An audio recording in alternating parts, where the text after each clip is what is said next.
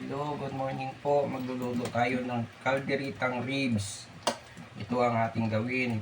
Prito muna natin yung patatas at saka yung carrots. Para maganda. Yan na po. Toasted na yung patatas at saka carrots. Iahon na natin siya. Huwag po natin tanggalin yung mantika kasi gagamitin natin yun sa paggisa ng mga ribs. Yun ang gagamitin natin. Antimano, may lasa na po yan. Isa na po tayo ng bawang at saka sibuyas. Yan na. Sinigisa na natin. Hindi na natin tinanggal yung yung mantika. Para yun na yung gagamitin natin sa ginprituan natin ng patatas. Ilalagay ko na po ang ribs para ikutsa. Inano ko na rin siya. Binabad ko na siya. Talagang timplado na siya bago ko siya i-kukutsa.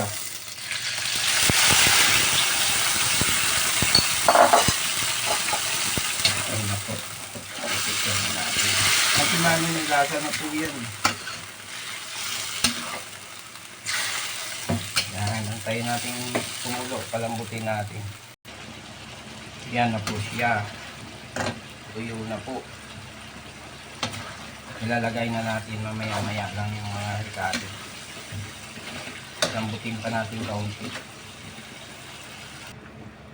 Kumulo na po siya. Ilalagay na natin yung ating mga ricado.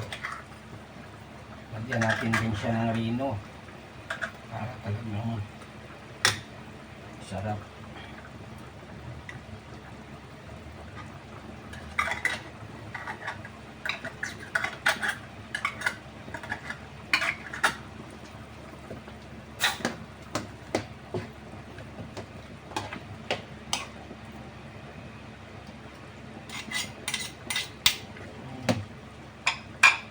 Lagay na rin natin yung peanut butter.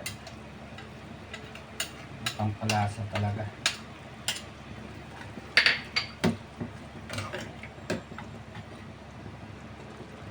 Ilagay na rin natin yung patatas at saka carrots para pumasok na po ang lasa dyan. Tsaka pinirito na rin natin yung mga carrots at saka patatas eh. Hindi naman natin dapat patagalin siya. Pag lambot nito rin, lalambot na rin yan ulit. Niluto na rin siya eh. Mamaya na natin ilalagay ito kapag talagang luto na siya, nalambot na siya. Yan.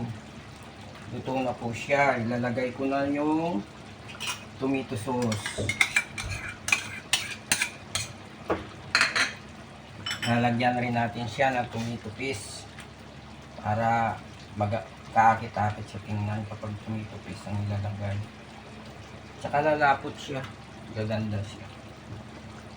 Titingnan po natin mamaya. Ayan po siya. Lalagay na natin yung mga ibang ricado. Ito. Saka onion ring para masarap. Yun. Yan na siya. Kitang-kita na natin. Napakasarap. Diba?